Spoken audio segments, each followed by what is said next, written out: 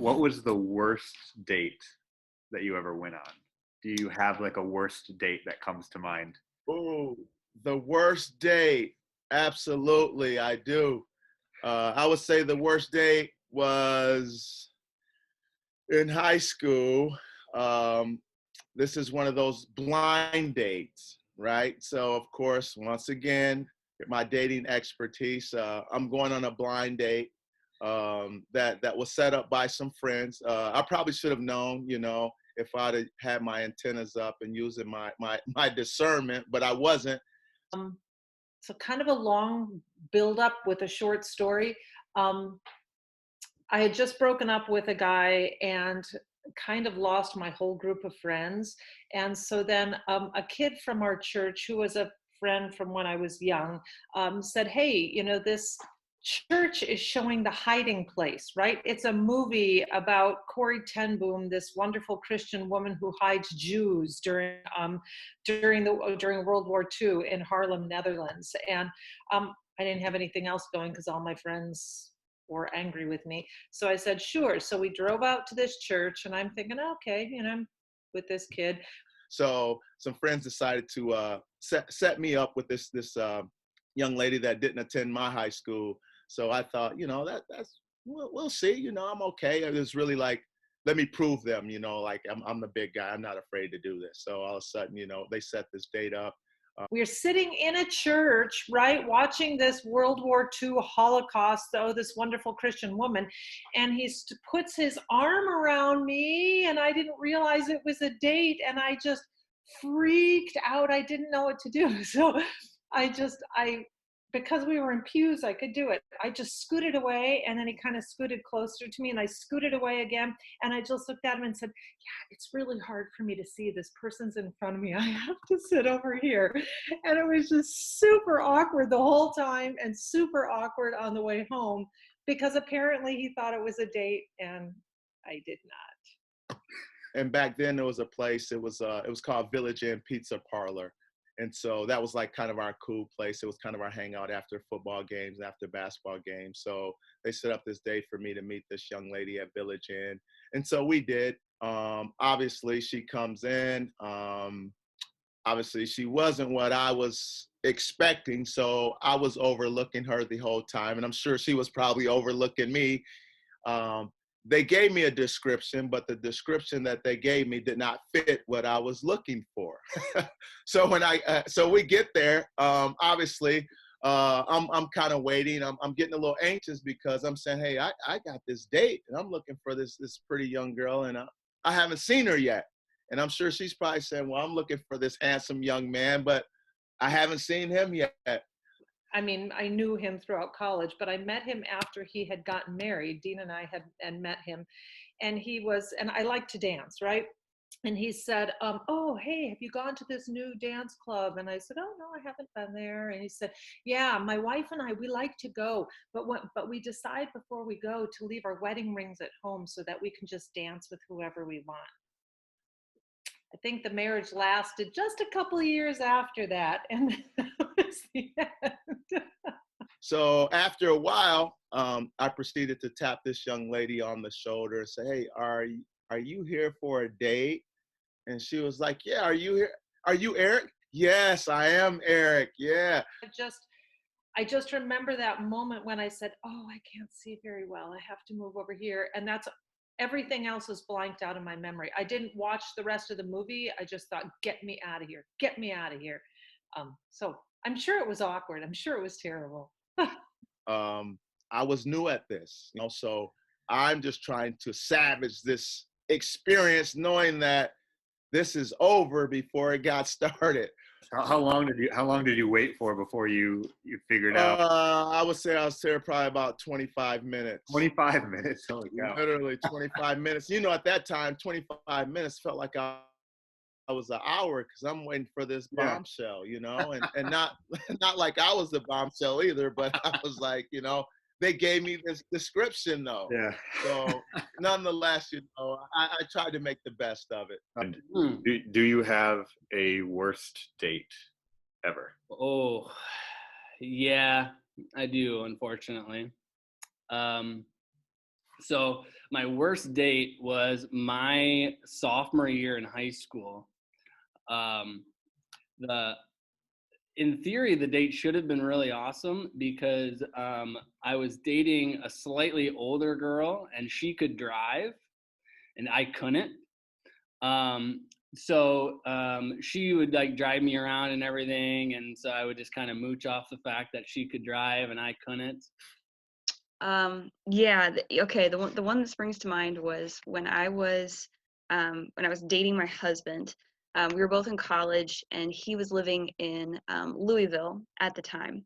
And Louisville every year, early in the summer, does this thing called Lights Over Louisville, which is this huge fireworks display.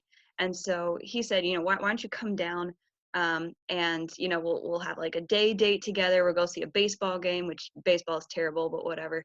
And then we'll watch the fireworks at night. So we are actually going to go out. We're going to do the classic dinner and a movie.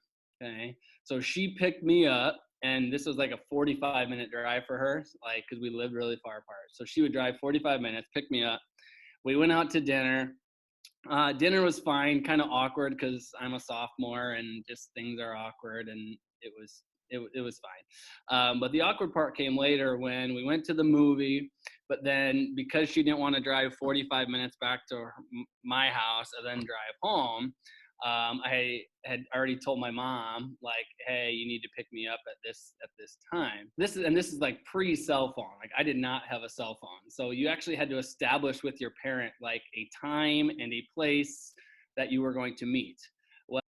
We took my car from his apartment, and parking was kind of crazy in downtown Louisville just because everyone was coming in for the fireworks. And so we didn't want to like pay a whole lot of parking, so we found this like hardware store, and they had a big parking lot in the back and no one was back there. And so we just left our car there and then like walked a couple miles into the city and had a lovely day. Most of the date was absolutely awesome and the fireworks were spectacular. Well, apparently I told my mom an hour earlier than the movie actually ended. So she was there, and she because she was an hour early, she realized she was an hour early. She went into the theater and was just kind of hanging out in the lobby. And so we were really tired. It was getting really dark and a lot of people were kind of drunk. So we were like, all right, we're going to head back to our car, and then, we'll go back to his apartment. We'll drop me off at my hotel for the night and it'll be great. And when we got back to the hardware store, we realized we hadn't noticed this before, but their parking lot was fenced in and they had shut the gate.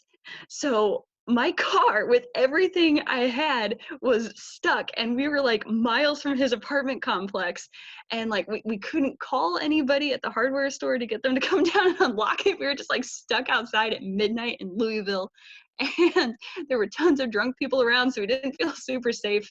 And we had to like call one of his roommates, and he had to like go an hour through traffic because all the roads were blocked up.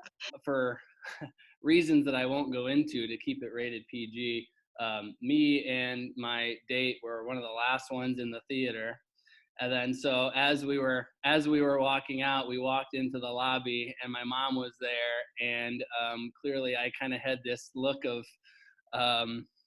astonishment, I guess I should say, on my face that my mother was like right there with my date, and I was slightly mortified because I couldn't drive, and I thought I was super mature and responsible and cool that I had a girl at a movie, and then my mom was there, and yeah. And so like 1 a.m. in the morning, we get picked up outside this hardware store, and then I get dropped off at my hotel, and yeah, it was interesting. It was very, very interesting, and that was like the first major date that my husband and I ever really had. Just when moms get involved on your dates, it's usually not a recipe for success. So it was like, all right, bye, have fun driving home. My mom's gonna drive me home now. So what dating advice would you give to students nowadays? Oh gosh. Besides the whole, check your parking and check your parking. I'm not sure how necessarily you would orchestrate this, but actually one thing that I appreciate about my terrible date with my husband is that it gave me a chance to see how he reacted when he was really frustrated and things didn't go his way. For me, I would say, I think be genuine. be who you are. I'm just a firm believer that you will find, if it's God's calling, you'll find your soulmate. The easiest thing to say is don't do it, because you kind of can limit yourself to just hanging out with that one person. And then the success rate of high school dating relationships isn't great.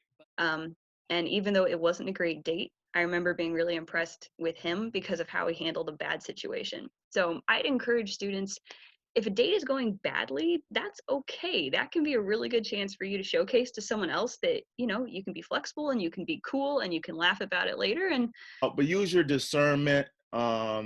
Make sure that you are dating someone that you really feel like, you know, have some qualities and some traits that you're really looking for.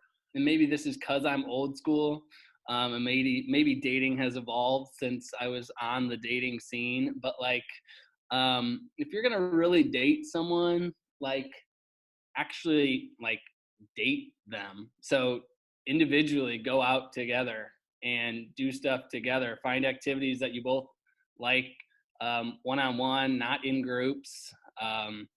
Like go to dinner, leave your phone in the car. Go to a movie, leave your phone in the car. Like be invested in the person that you're dating because you're on a date with that person. I wouldn't go as far as to say plan a bad date just to test the other person. But if you find yourself in a situation, just know it's a good chance to show your true colors and to see what another person's true colors are. Be who you are, and make sure that you're genuine, so you don't have to be pretending to be someone that you're not. And I would just say, you know, use your discernment, and you don't have to speed this thing up. You know, really be patient with this whole thing, and really just enjoy each other's friendship first and foremost before you even take that next step in terms of dating.